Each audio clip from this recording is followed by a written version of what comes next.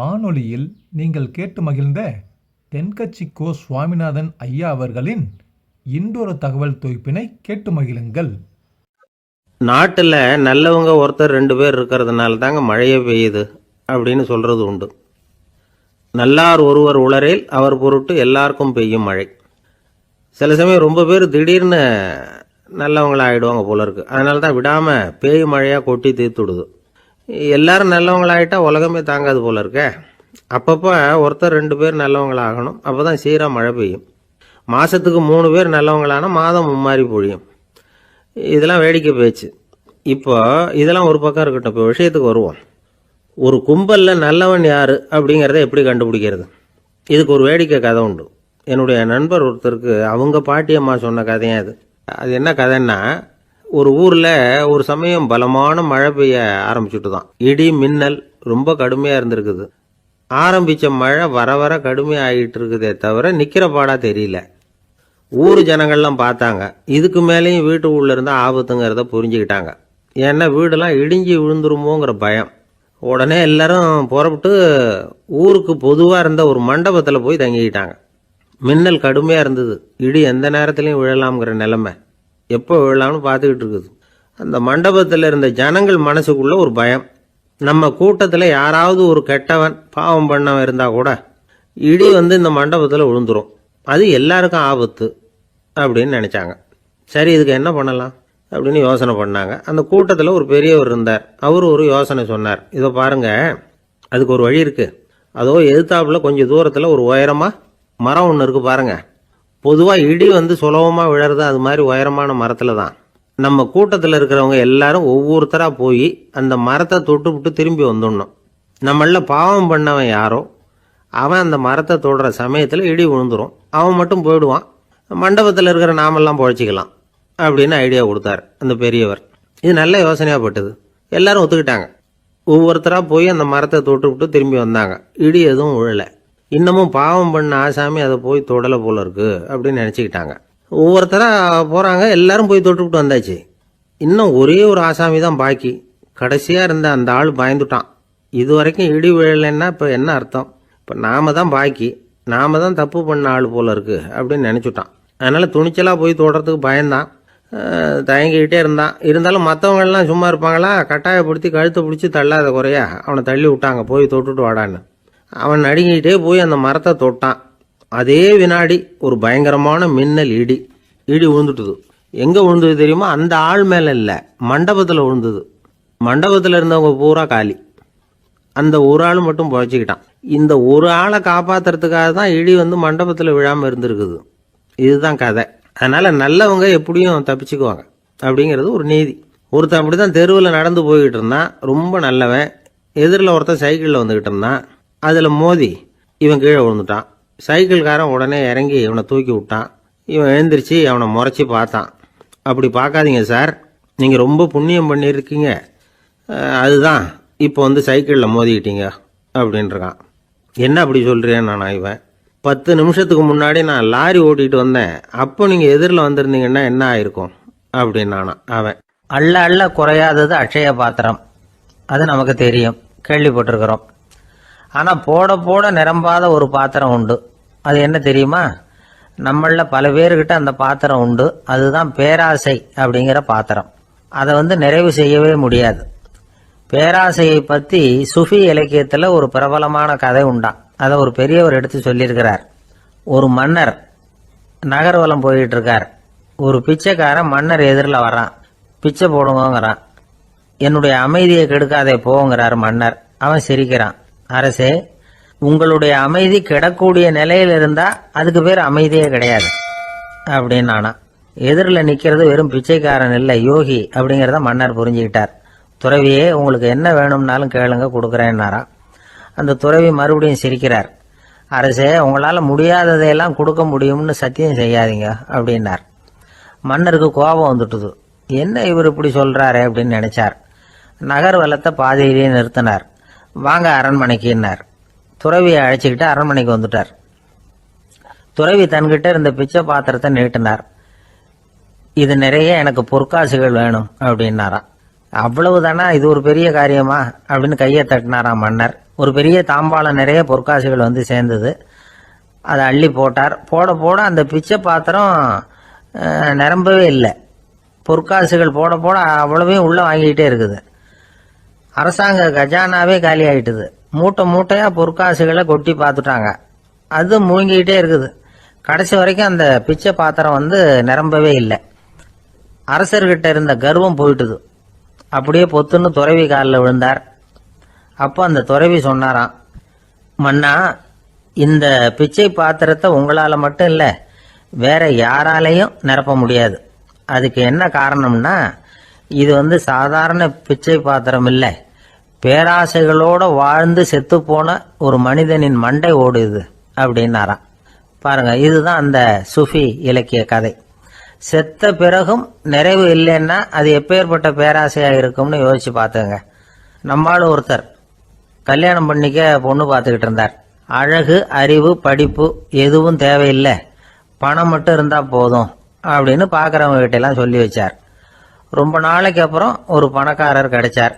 அவர் சொன்னார், இதை பாருங்க, எனக்கு 20 வயசுல ஒரு மகள், அவளை நீங்க கல்யாணம் பண்ணிட்டா 2 லட்சம் பணம் கொடுப்பேன். 25 வயசுல ஒரு பொண்ணு, அவளை கல்யாணம் பண்ணிட்டா 2.5 லட்சம் தருவேன்.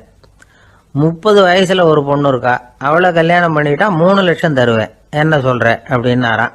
இவன் கொஞ்ச நேரம் யோசிச்சு பார்த்துருக்கான். அதுக்கப்புறம் மெதுவாக அவரை நிமிர்ந்து பார்த்து, ஏன் சார், உங்ககிட்ட 50 வயசுல ஏதாவது பொண்ணு இருக்கா அப்படின்னு கேட்டானா. ஒரு பெரிய அரசன் இந்த உலகம் பூராவையும் ஆண்டுகிட்டு இருந்தான். ரொம்ப காலம் அப்படி அரசாட்சி பண்ணிக்கிட்டு இருந்தான். திடீர்னு அவனுக்கும் சில எதிரிகள் முளைச்சாங்க. அவங்கெல்லாம் ஒன்று சேர்ந்து இவனை தோற்கடிச்சுட்டாங்க. தோற்று போனதும் இவனுக்கு பயம் வந்துட்டுது, எங்கே எதிரிகள் நம்ம கொண்டுடுவாங்களோ அப்படின்னு. வெளியில் வந்தால் தனக்கு ஆபத்துன்னு பயந்துக்கிட்டு யாருக்கும் தெரியாமல் ஒரு குகைக்குள்ளே போய் பதுங்கி கிடக்கிறான். நிலைமையை பாருங்கள். முதல் நாள் வந்து அரண்மனையில் அதிகாரம் பண்ணிக்கிட்டு இருந்தவன் மறுநாள் வந்து குகையில் பயந்து போய் பதுங்கி கிடக்கிறான். ராத்திரி நேரம் வந்தது, பசி வயத்தை கிள்ளுது, பிச்சை எடுத்து சாப்பிட வேண்டிய நிலைமை. பிச்சை எடுக்கிறதுக்கு பாத்திரம் வேணுமே, என்ன பண்ணுறது அப்படின்னு அங்கேயும் இங்கேயும் பார்க்குறான். ஒரு மூலையில் யாரோ விட்டுட்டு போன ஒரு ஓடு கிடக்குது. அதை எடுத்துக்கிட்டு புறப்பட்டான். இருட்டில் வழி புரியல. ஏதோ ஒரு யூகத்தில் காலை மெதுவாக எடுத்து வச்சு நடந்து போயிட்டுருக்கிறான். வழியில் ஒரு கருப்பு நாய் படுத்து கிடந்தது. இருட்டில் அவன் இது கண்ணுக்கு சரியாக தெரியல. அவனுக்கு தவறி போய் காலை வச்சுட்டான் அது மேலே. நாய் சும்மா இருக்குமா, வள்ளுன்னு விழுந்து கடிச்சு விட்டுது. காலை பார்க்குறான், காலத்தையும் நினச்சி பார்க்குறான். அரண்மனையில் வந்து வீரக்கழல் அணிந்த காலை உடைய மன்னா அப்படின்னு புகழ்வாங்களே புலவர்கள்லாம்.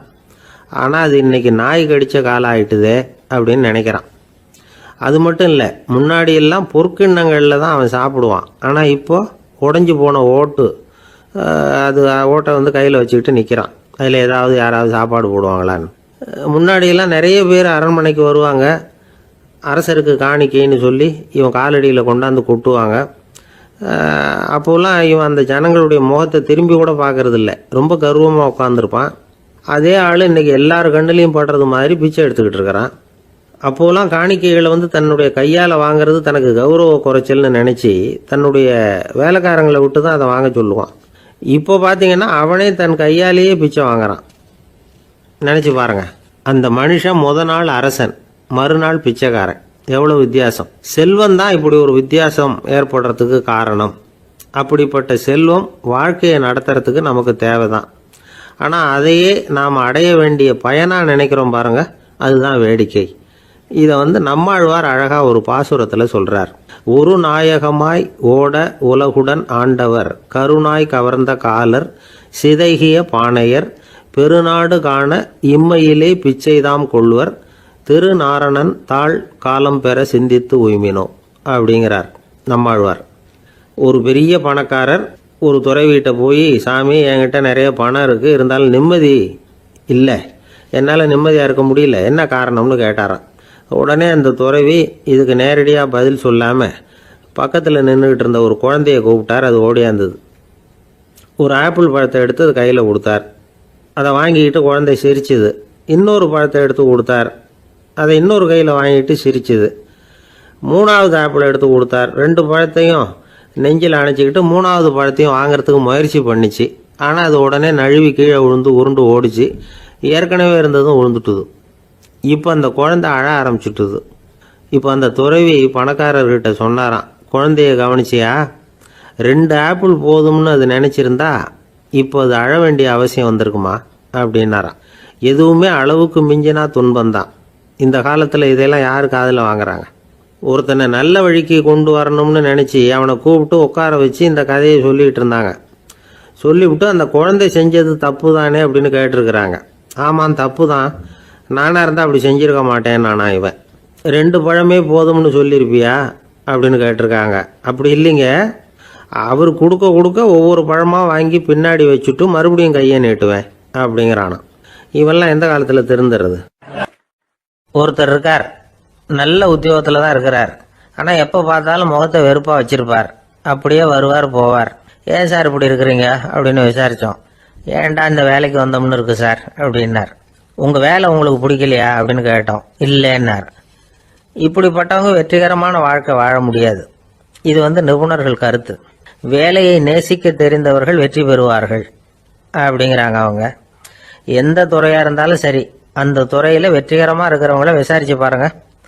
எனக்கு என்னுடைய வேலை ரொம்ப பிடிக்கும் அப்படின்னு சொல்கிறவங்களா தான் இருப்பாங்க. அப்படி இருந்தால் தான் அது வெற்றிகரமாக இருக்க முடியுது அவங்களால. ஒருத்தனுக்கு பிடித்தமான பொழுதுபோக்கே அவனுடைய தொழிலாக இருந்துட்டுதுன்னா அவனை மாதிரி கொடுத்து வச்சவன் வேற யாரும் இல்லை அப்படிங்கிறார் பெர்னாட் ஷா.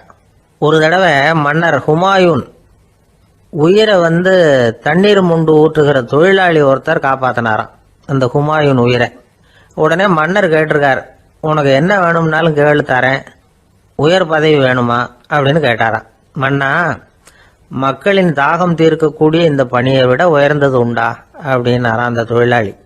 அவரால் அவருடைய வேலையை நேசிக்க முடிஞ்சுது, அதனால மகிழ்ச்சியாக இருக்க முடிஞ்சுது. நாமெல்லாம் அப்படி இல்லை. வேலை கிடைக்கிற வரைக்கும் கிடைச்சா போதும் அப்படின்னு இருக்கோம். கிடைச்சதுக்கப்புறம் ஏன்டா அந்த வேலைக்கு வந்தோம்னு ரொம்பவும் அழுத்துக்குவோம். சரி, நாம் இருக்கிற இடத்துல நாம் வெற்றிகரமாக இருக்க வழி உண்டா அப்படின்னா உண்டுன்னு சொல்கிறாங்க. அதாவது மன இயல் நிபுணர்கள் இருக்கிறாங்க இல்லையா, அவங்க அதுக்கு முக்கியமாக 6 வழிகள் சொல்கிறாங்க. நீங்கள் ஒரு அலுவலகத்தில் வேலை பார்க்குறவரா அப்படின்னா இதை கேளுங்க. அதாவது உங்கள் மேலதிகாரி எதிர்பார்ப்புக்கு தகுந்த மாதிரி உங்கள் வேலை இருக்குதா? அப்படி இல்லைன்னா முதல்ல உங்கள் வேலையின் தரம் உயரணும். உங்களுக்கு மேலே கீழே வேலை பார்க்குற பணியாளர்கள்கிட்ட நல்ல விதமாக பழகுறீங்களா? அந்த உறவு முறையில் ஏதாவது குறை இருந்தால் அதை கண்டுபிடிச்சி சரி பண்ணுங்க. நம்பிக்கைக்கு உரியவர் அப்படின்னு நீங்கள் பேர் எடுக்கணும். நீங்கள் எடுக்கிற முடிவு நல்ல முடிவாக தான் இருக்கும் அப்படின்னு அடுத்தவங்க சொல்லணும். உங்கள் தோற்றத்துக்கு முக்கியத்துவம் கொடுங்க. இது மனம் உடல் 2ம் சம்பந்தப்பட்டது. அதனால் மனசையும் ஆரோக்கியமாக வச்சுருக்கணும், உடம்பையும் ஆரோக்கியமாக வச்சுருக்கணும். உங்களுடைய நிர்வாகம் செயல்படுற விதத்தை நல்லா புரிஞ்சு வச்சுக்கணும். உங்களுடைய நிர்வாகம் இப்போ ஒரு காரியம் செய்யுதுன்னு வச்சுங்க, ஏன் அப்படி செய்யுது, எதுக்காக அப்படி செய்யுது, அதனுடைய குறிக்கோள் என்ன, அது நீடிக்கிறதுக்கு காரணம் என்ன, இதெல்லாம் தெரிஞ்சுக்கணும். சிரிப்புக்கு வஞ்சகம் பண்ணக்கூடாது, நல்லா சிரிக்கணும், அப்போ தான் அது திரும்ப கிடைக்கும். கடந்த கால தோல்வியை பற்றி கவலைப்படக்கூடாது. முதலாளி விருப்பம் தெரிஞ்சு நடந்துக்கிறது நல்லது தான். அதுக்காக காக்கா பிடிக்கணுங்கிற அவசியம் இல்லை. உங்களுக்கு ஒரு பொறுப்பான வேலை கிடைக்குது, உடனே சத்தம் குழப்பம் அப்படின்னு சூழ்நிலையை இறுக்கமாக ஆக்கிடக்கூடாது. எந்த சூழலையும் இயல்பாக கையாளக்கூடியவர் அப்படிங்கிறத காட்டணும். இதெல்லாம் உங்கள் துறையில் நீங்கள் வெற்றி பெற நிபுணர்கள் சொல்கிற யோசனைகள்.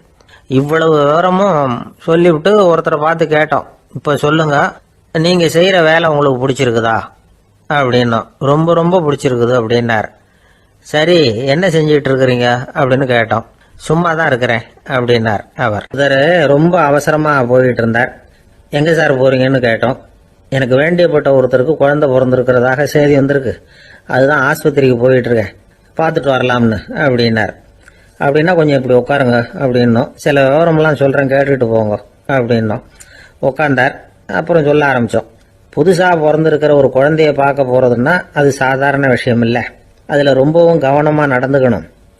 புது குழந்தைக்கு நோய் சுலபமாக தொற்றும். முக்கியமாக காற்று மூலமாக பரவுகிற நோய்கள் சுலபமாக வந்துடும். அதனால் நமக்கு உடம்பு சரியில்லைன்னா குழந்தைய விட்டு கொஞ்சம் தள்ளியே இருக்கிறது தான் நல்லது. பெரியவங்களை பொறுத்த வரைக்கும் சாதாரணமாக உள்ள ஒரு கிருமி கூட குழந்தைய பொறுத்த வரைக்கும் ரொம்ப மோசமான ஒரு கிருமியாக இருக்கும். சில வெளிநாடுகளில் எப்படி தெரியுமா, பிறந்த குழந்தை தூங்கிக்கிட்டு இருக்கிற ஒரு ரூமுக்கு போகணும்னா போகிறவங்க முகமூடி போட்டுக்கணும். காலணிகளை மாற்றிக்கணும். அவ்வளவு சுத்தமாக உள்ளே போய் பார்த்துட்டு வரணும். பொதுவாக சில ஆஸ்பத்திரிகளில் பார்த்தீங்கன்னா பார்வையாளர்கள் நேரத்தில் விசிட்டிங் ஹவர்ஸ் தாயை விட்டு குழந்தைய தனியாக பிரித்து வச்சுருவாங்க. எதுக்குன்னு நினைக்கிறீங்க? அந்த நேரம் பல பேர் வருவாங்க போவாங்க. அவங்க கை கால் சுத்தமாக இருக்காது. சுத்தமில்லாத கைகள் மூலமாக கிருமிகள் பரவும். சுத்தமில்லாத கைன்னா மண்ணு தூசி படிஞ்சிருக்கிற கை மட்டும் தான் அர்த்தம் இல்லை. சாலையில் கையை வீசிக்கிட்டு நடந்து வர்றீங்க, குழந்தைய பொறுத்த வரைக்கும் அது கூட சுத்தம் இல்லாத கை தான். தாயை தவிர மற்றவங்க குழந்தைய தூக்காமல் பார்த்துக்கிறது நல்லது. தாய் கூட அளவோட கொஞ்சிறதோட நிறுத்திக்கணும். புதுசாக ஒரு குழந்தைய பெற்றிருக்கிற பொண்ணுக்கிட்ட மற்ற தாய்மார்கள் ஏதாவது சொல்லிக்கிட்டே இருப்பாங்க. குழந்தைய அப்படி வளர்க்கணும் இப்படி வளர்க்கணும் அப்படின்னு ஏதாவது அட்வைஸ் பண்ணிக்கிட்டே இருப்பாங்க. இப்படி ஓவராக அறிவுரை பண்ணுறது அந்த பொண்ணை குழப்பி விட்டுரும். அதனால் அப்படிலாம் பண்ணக்கூடாது. அந்த பெண்ணே ஏதாவது கேட்டால் கூட டாக்டர் சொல்ல வேண்டிய விவரங்களை எல்லாம் நாமே சொல்லிக்கிட்டு இருக்கக்கூடாது. புதுசாக பிறந்திருக்கிற குழந்தைய மட்டும்தான் இப்படி பார்க்கணும்னு இல்லை. ஒரு நோயாளி குழந்தைய பார்க்க போகிறதுனா கூட ரொம்ப எச்சரிக்கையாக தான் நடந்துக்கணும். ஒரு தின்பண்டமோ விளையாட்டு சாமானோ அந்த குழந்தைக்கு நாம் வாங்கிட்டு போகிறதா வச்சுக்குவோம். அதை நேராக கொண்டுகிட்டு போய் அந்த குழந்தைகிட்டே கொடுக்கக்கூடாது. அதோட அப்பா அம்மா கிட்ட ரகசியமாக கொடுக்கலாம். அவங்க முடிவு பண்ணட்டும் குழந்தைகிட்ட அதை கொடுக்கலாமா வேண்டாமாங்கிறத. அவங்களுக்கு தான் தெரியும் அதோட மனசும் உடம்பும். உங்கள் அக்கறையை காட்டுறதா நினச்சிக்கிட்டு குழந்தை வாயில் எதையும் கொண்டுட்டு போய் போடாதீங்க. போகிறப்போ உங்கள் வீட்டு குழந்தையும் அழைச்சிட்டு போகாதீங்க. இது நோயை வாங்கிட்டு வந்துடும், அல்லது புதுசாக ஒரு நோயை அதுக்கிட்ட கொடுத்துட்டு வந்துடும். என்னதான் உங்களுக்கு பழக்கமான குழந்தையா இருந்தால் கூட அதுக்கு விருப்பம் இல்லைன்னா பேசக்கூடாது. அங்கே போய் அவங்க பள்ளிக்கூடத்தை ஞாபகப்படுத்திட்டு இருக்கக்கூடாது. நோயில் இருக்கிறப்ப ஸ்கூலை பற்றி பேச அது விரும்பாது. ஆஸ்பத்திரியை விட்டு வெளியில் புறப்படுறப்போ குழந்தைகிட்ட சொல்லணும்னு அவசியம் இல்லை. அதோட அப்பா அம்மா கிட்ட சொல்லிவிட்டு புறப்பட்டா போதும். குழந்தை கோபிச்சிக்காது. சமூக சம்பிரதாயத்தை பற்றி அது கவலைப்படுறதில்ல. இப்படி எல்லா விவரமும் நம்ம எதிரில் உட்காந்துருந்தவங்க கிட்ட சொல்லி முடித்தோம். ரொம்ப நன்றி சார் அப்படின்னு சொல்லிவிட்டு அவர் புறப்பட்டார். குழந்தைங்க கொஞ்சம் வளர்கிற வரைக்கும் தான் நாம் எச்சரிக்கையாக இருக்கணும்னு இல்லை, வளர்ந்த பிறகு இன்னும் எச்சரிக்கையாக இருக்கணும். ஒரு பையன் பள்ளிக்கூடத்துலேருந்து திரும்பி வீட்டுக்கு வந்தான். முகம் பூரா நகத்தால் கீறி இருந்தது. அப்பா பார்த்து பயந்துட்டார். யாருடா உன்னை இப்படி பண்ணது அப்படின்னாரு. என் கூட படிக்கிற இன்னொரு பையன். நாளைக்கு உன் கூட பள்ளிக்கூடத்துக்கு வர்றேன், நீ எனக்கு அவனை அடையாளம் காட்ட முடியுமான்னார். அது ரொம்ப சுலபம் நான் பையன். எப்படின்னார் அப்பா. அவன் காதில் ஒன்று கையோடு எடுத்துகிட்டு வந்திருக்கிறேன், இதோ என் பையில தான் வச்சுருக்கேன் அப்படிங்கிறான் அந்த பையன். ஒரு நாள் ஒரு 10-15 பள்ளிக்கூடத்து பிள்ளைங்க தேடிட்டு வந்தாங்க. உங்களை பார்த்துட்டு தான் போகணும், அதுக்காக தான் வந்திருக்கோம்னாங்க. என்ன விஷயம்னு கேட்டோம். நாங்கள்லாம் கூடி ஒரு முடிவு பண்ணியிருக்கிறோம், அதை உங்ககிட்ட சொல்லணும் அப்படின்னாங்க. அதுவும் ஒரு வாண்டு பையன் அதை சொன்னான். என்ன முடிவு அது அப்படின்னு கேட்டோம் ரொம்ப ஆர்வமாக. அதை இப்போ சொல்ல மாட்டோம், எங்களுக்கு பிடிக்கிற மாதிரி ஏதாவது ஒரு தகவல் சொன்னால் அதுக்கப்புறம் நாங்கள் அதை சொல்கிறோம் அப்படின்னா அந்த வாண்டு பையன். சரி, சின்ன பையன்கிட்ட இன்றைக்கி வசமாக மாட்டிக்கிட்டோம் அப்படின்னு நினச்சிக்கிட்டு அவங்களுக்கு தகுந்த மாதிரி ஒரு கதை சொல்ல ஆரம்பித்தோம். அது என்ன கதைன்னா, ஒரு பெரிய காடு, அதில் பலவிதமான மிருகங்கள். அந்த காட்டுக்கு ஒரு சிங்கம் தான் ராஜா. எப்பவும் காட்டுக்கு அது தானே ராஜா. ஒரு பெரிய யானைக்கு இது பொறுக்கலை. என்ன இது, எப்போ பார்த்தாலும் இங்கே சிங்கத்துக்கே ராஜா பதவி கிடைக்குது, நான்லாம் எவ்வளவு பலசாலியாக இருக்கிறேன், அப்படி இருந்தும் எனக்கு அந்த பதவி கிடைக்கலையே அப்படின்னு தனக்குள்ளே பொறுமிக்கிட்டே இருந்தது. ராஜா பதவியை நினச்சி ரொம்ப ஏக்கம், அதுக்கு பதவி மோகம். இந்த சமயம் பார்த்து ஒரு குள்ள நரி கூட்டம் அதை தேடிட்டு வந்தது. ஐயா பெரியவங்களே, நீங்கள் இந்த காட்டுக்கு ராஜாவாக இருக்க ஆசைப்படுறீங்க, அதில் ஒன்றும் தப்பு இல்லை. ஆனால் அதுக்கு முன்னாடி நீங்கள் எங்கள் கூட்டத்துக்கு கொஞ்ச நாள் தலைவராக இருங்க, அதாவது ராஜாவாக இருங்களேன், உங்களுக்கும் ஒரு ட்ரைனிங் கிடைச்சது மாதிரி இருக்கும் அப்படின்னு சொல்லியிருக்குது இந்த கூட்டம், குள்ள நரி கூட்டம். இதை கேட்ட உடனே யானைக்கு ரொம்ப சந்தோஷம் தாங்கலை. அதுதான் எப்போன்னு பதவிக்காக காத்துக்கிட்டு இருக்குதே. இருந்தாலும் கொஞ்சம் பிகுவோட, சரி நீங்கள்லாம் இவ்வளோ தூரம் என்னை தேடிட்டு வந்து கேட்கறதுனால மறுக்க முடியல அப்படின்னு ரொம்ப ஏதோ அவளுக்கு சிரமப்பட்டு ஒத்துக்கிறது மாதிரி ஒத்துக்கிட்டது.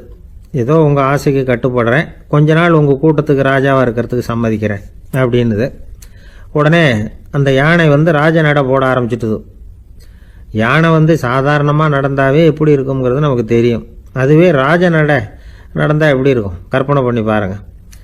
யானை முன்னாடி கம்பீரமாக போய்கிட்டு இருக்குது, தலைவர் இல்லையா, அதனால் குள்ள நரிகள்லாம் ரொம்ப அடக்கமாக அது பின்னாடி அணிவகுத்து போயிட்டு இருக்குது. ராஜா வாழ்க, மன்னர் வாழ்க அப்படின்னு கோஷம் வேற. யானைக்கு தலைகால் புரியல, அவ்வளவு சந்தோஷம். அந்த யானைக்கு செருக்கு ஆணவம் எல்லாம் ஏற்பட்டு போச்சு. அதுக்கப்புறம் அது தரையை பார்க்குமா, நிமிர்ந்து நடக்க ஆரம்பிச்சுட்டுது. தரையை பார்க்குறதே இல்லை. அப்படி போயிட்டுருக்கிறப்போ ஒரு சதுப்பு நிலத்தில் திடீர்னு காலை வச்சுட்டுது.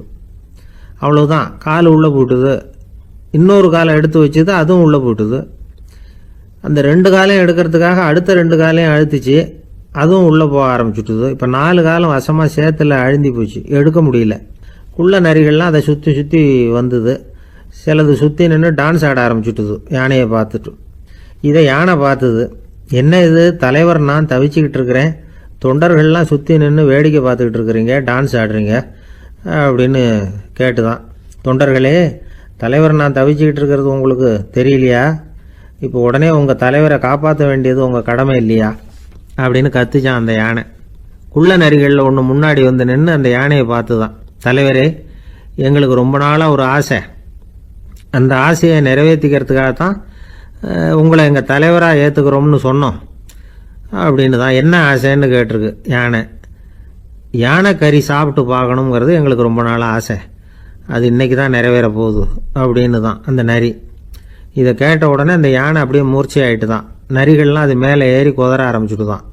பதவி மேலே இருந்த பேராசை அந்த பலசாலியான யானையையே மாட்டி விட்டுட்டுது பார்த்தீங்களா அப்படின்னு சொல்லி முடித்தோம் இந்த கதையை அந்த சின்ன பிள்ளைங்கக்கிட்ட. சரிங்க, இப்போ நாங்கள் உங்களை தேடி வந்த விஷயம் என்னங்கிறத சொல்லவா அப்படின்னா ஒரு வாண்டு பையன். சீக்கிரம் சொல்லு தம்பி, சஸ்பென்ஸ் தாங்கலை அப்படின்னோம். அவன் மெதுவாக எங்களை பார்த்து சொல்கிறான், எங்களுக்கு கொஞ்ச நாள் நீங்கள் தலைவராக இருந்தால் தேவலை அப்படின்னா. ஒரு பெரிய தத்துவ சிந்தனையாளர் இருந்தார், சுவாங்சு அப்படின்னு பேர். அவருடைய மனைவி ஒரு நாள் திடீர்னு காலமாயிட்டாங்க. ஐயோ பாவம், அவர் ரொம்ப வருத்தப்படுவார், போய் ஆறுதலாக 4 வார்த்தை பேசிவிட்டு வரலாம் அப்படின்னு நினச்சிக்கிட்டு நிறைய பேர் அவரை தேடிட்டு வந்தாங்களாம். வந்தவங்களுக்கு ஆச்சரியம், ஏன்னா இவர் வருத்தப்பட்டுக்கிட்டு இருப்பார் அப்படின்னு தானே எதிர்பார்த்தாங்க. அப்படி இல்லை, தாளம் போட்டுக்கிட்டு உட்காந்துருக்கிறார். தாளத்துக்கு தகுந்த மாதிரி பாட்டு வேற பாடிக்கிட்டு இருக்கிறார். என்ன மனுஷன் அவர், கொஞ்சம் கூட கவலை இல்லாமல் இப்படி இருக்கிறாரு அப்படின்னு நினச்சாங்க. ஒருத்தர் துணிஞ்சு அவர்கிட்ட கேட்டுவிட்டார், என்னங்க இது இப்படி அப்படின்னு. அதுக்கு அவர் என்ன சொன்னார் தெரியுமா? இதை பாருங்க, என்னுடைய மனைவி பிறக்கிறதுக்கு முன்னாடி அவளுக்கு உயிரும் கிடையாது, உடலும் கிடையாது. அதுக்கு பிறகு தான் உயிர் வந்தது, உடல் வந்தது, அந்த உருவம் வந்தது. இப்போ என்ன ஆச்சு, அந்த உருவமும் உயிரும் போயிட்டுது, அவ்வளவுதானே. வந்தது போயிட்டுது. இளவேனில் காலம், இலையுதிர் காலம், பனிக்காலம், இப்படி பருவங்கள் வந்து மாறி மாறி வருது இல்லையா? அது மாதிரி பிறப்பும் இறப்பும் மாறி மாறி வருது, இது இயற்கை. இதுக்காக அழுதா அது எப்படி அப்படின்னாராம். ஞான தெளிவு அடைஞ்சவங்களுக்கு எல்லாமே சுகம்தான். திருவள்ளுவரும் அதை தான் சொல்கிறார், உறங்குவது போலும் சாக்காடு, உறங்கி விழிப்பது போலும் பிறப்பு. தூங்கிறதுக்கெல்லாம் நாம் வருத்தப்பட்டுக்கிட்ட இருக்கிறோமா? இன்றைக்கி தூங்க வேண்டியிருக்குதே, இன்னும் கொஞ்சம் நேரத்தில் நான் தூங்க வேண்டியிருக்கு அப்படின்னு சொல்லி யாராவது அழுதுகிட்டு இருப்பாங்களா? அதனால் இந்த உலக வாழ்க்கையினுடைய இயல்பை வந்து யதார்த்தத்தை நாம் தெளிவாக புரிஞ்சுக்கணும். அப்படி புரிஞ்சுக்கிட்டால் நாம் கவலை இல்லாமல் வாழ முடியும். ஒரு வயசான தாத்தா பாட்டி 60 வருஷத்துக்கு முன்னாடி அவங்களுக்கு கல்யாணம் ஆச்சு, ஒன்றாவே வாழ்ந்தாங்க, ஒன்றாவே இறந்து போனாங்க. இப்போ அவங்க 2 பேரும் சொர்க்கத்துக்கு போய் சேர்ந்தாங்க. அங்கே எல்லா வசதியும் இருந்தது. ஒரு பெரிய பங்களாவே இவங்களுக்கு ஒதுக்கி கொடுத்தாங்களாம். இதுக்கு எவ்வளவு வாடகைன்னு கேட்டார் தாத்தா. வாடகையெல்லாம் கிடையாது, இலவசம் அப்படின்னார் அங்கே இருந்தவர். அந்த வீட்டுக்கு பின்னாடி ஒரு பெரிய புல்வெளி இருந்தது. இதில் விளையாட ஏதாவது கட்டணம் உண்டான்னு கேட்டிருக்கார் தாத்தா. அதெல்லாம் ஒன்றும் கிடையாது, பணம்லாம் கட்ட வேண்டியதில்லை அப்படின்னார் அவர். பக்கத்தில் ஹோட்டல் மாதிரி ஒரு பெரிய கட்டடம், உள்ள சாப்பாட்டு மேஜைகள், அது மேலே விதவிதமான பலகாரங்கள். சாப்பாட்டுக்கெல்லாம் எவ்வளவு அப்படின்னு விசாரிச்சாராம் தாத்தா. அதுதான் சொன்னேனே, இங்கே எல்லாமே இலவசம்தான், எது வேணும்னாலும் சாப்பிட்லாம், எவ்வளவு வேணும்னாலும் சாப்பிட்லாம் அப்படின்னாராம். நீங்கள் சொல்கிறீங்க அப்படி, ஆனால் நான் வந்து சர்க்கரை சேர்த்துக்கக்கூடாது, உப்பு சேர்த்துக்கக்கூடாது, பாட்டி கையால் எப்பவும் பத்திய சாப்பாடு தான் அப்படின்னாராம் தாத்தா. இதை பாருங்கள், இங்கே உங்களுக்கு அந்த கவலையும் வேண்டியதில்லை. இங்கே நீங்கள் ஸ்வீட்டு சாப்பிட்லாம், காரம் சாப்பிட்லாம், உங்களுக்கு எந்த நோயும் வராது அப்படின்னாராம் அங்கே சொர்க்கத்தில் இருந்தவர். இதை கேட்ட உடனே அந்த தாத்தா பக்கத்தில் நின்ன பாட்டியை பார்த்து கத்தினாராம், அடி பாவி, எல்லாத்தையும் எடுத்துட்டியே, நீ எனக்கு பத்திய சாப்பாடு போடாமல் கண்டதை திங்க விட்டுருந்தா 10 வருஷத்துக்கு முன்னாடியே நான் இங்கே வந்து சேர்ந்துருப்பேனே அப்படின்னாராம். அமெரிக்க ஜனாதிபதி ஆப்ரஹாம் லிங்கன் ஒரு நாள் தன்னோட கோச்சு வண்டியில் தலைநகரான வாஷிங்டனுக்கு போயிட்டு இருக்கிறார். கோச்சு வண்டி ஒரு சாலையில போயிட்டு இருக்கு. அந்த சாலைக்கு ஒரு பக்கத்துல பயங்கரமான சதுப்பு நிலம். சதுப்பு நிலம்னா அது புதைகுழி, புதை மணல்ங்கிறோம்ல, அது மாதிரி. அந்த சதுப்பு நிலத்துல யாராவது மாட்டிக்கிட்டா அவ்வளவுதான், ஆளை கொஞ்சம் கொஞ்சமா உள்ள அமுக்கிவிடும். தப்பிச்சு கரையேறது கஷ்டம். அப்படிப்பட்ட நிலம் அது. ஆப்ரஹாம் லிங்கன் ஏதோ ஒரு முக்கியமான அரசாங்க வேலையா போயிட்டு திரும்பி வந்துகிட்டு இருக்கிறார். அதனால அந்த சமயத்துல அவர் விலை வசந்த ஆடைகளை அணிஞ்சிருக்கிறார். அப்படி அவர் அந்த கோச்சு வண்டியில வந்துகிட்டு இருக்கிறாரு. அந்த சமயத்துல ஒரு காட்சி அவர் கண்ணுல பட்டுட்டுது. என்ன தெரியுமா? ரோட்டுக்கு பக்கத்துல இருந்த சதுப்பு நிலத்துல ஒரு இளம் பன்றி குட்டி சிக்கிக்கிட்டு தவிச்சுக்கிட்டு இருக்குது. பரிதாபமா கத்திக்கிட்டு இருக்குது. அதை பார்த்தார் லிங்கன். அவருக்கு என்ன மாதிரி ஆயிட்டுது. உடனே வண்டியை நிறுத்த சொன்னார். கீழே இறங்கினார். தன்னோட விலை வசந்த ஆடைகளை பத்தி லட்சியம் பண்ணவே இல்லை. தனக்கே ஆபத்து வரலாம்ங்கிறத பத்தியும் கவலைப்படல. தான் ஒரு குடியரசுத் தலைவருங்கிறத பத்தியும் அவர் நினைச்சு பார்க்கல.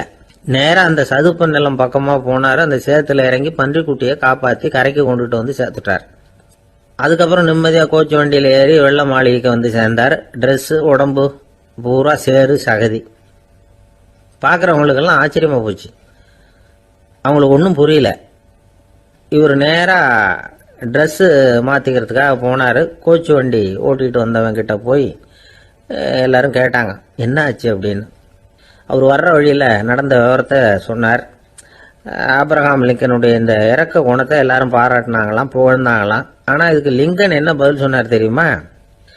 தயவு பண்ணி இந்த புகழ்ச்சியான பேச்சையெல்லாம் ஒதுக்குங்க, அதெல்லாம் வேணாம். அந்த சின்ன பிராணி சகதியில மாட்டிக்கிட்டு துடிச்சுக்கிட்டு இருந்தது, அதை பார்த்தேன். உடனே என்னுடைய இதயத்துல ஒரு முள்ளு தைச்சது மாதிரி ஒரு உணர்வு. அந்த முள்ளை பிடுங்கி எறிஞ்சேன், அவ்வளவுதான். உண்மையில அந்த பிராணிக்கு நான் உதவினேங்கிறத விட எனக்கு ஏற்பட்ட இன்னலை போக்கிட்டேன் அப்படிங்கிறது தான் உண்மை. அதுதான் பொருத்தம். அப்படி இருக்கிறப்போ இதுல புகழறதுக்கு என்ன இருக்குது அப்படின்னாரு ஆப்ரஹாம் லிங்கன். எவ்வளவு யதார்த்தமான வார்த்தைகள் பாருங்க. இந்த காலத்துல நம்மளையும் பல பேர் அப்படி உண்டு. நீச்சல் தெரியாத ஒரு ஆளு தண்ணியில இறங்கிட்டான்.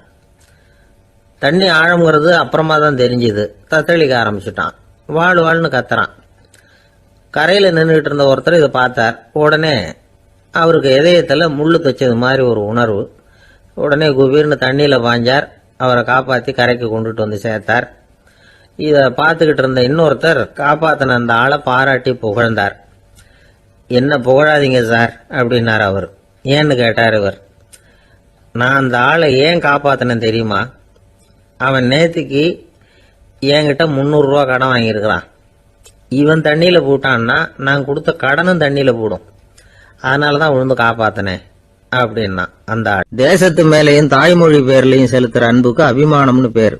தேசாபிமானம்னு சொல்றமே இதுதான். ஒரு கணவன் மனைவி பேர்ல காட்டுற அன்புக்கு காதல்னு பேரு. கடவுள் பேர்ல செலுத்துற அன்புக்கு பக்தின்னு பேரு. இப்படி அன்புல பல ரகம் இருக்கிறப்போ அதுல உள்ள வித்தியாசம் தெரியாம இடம் மாத்தி அன்பு காட்டினா இடைஞ்சல் தான். சரி, இந்த அன்பை பத்தி விஞ்ஞானம் என்ன சொல்லுது தெரியுமா?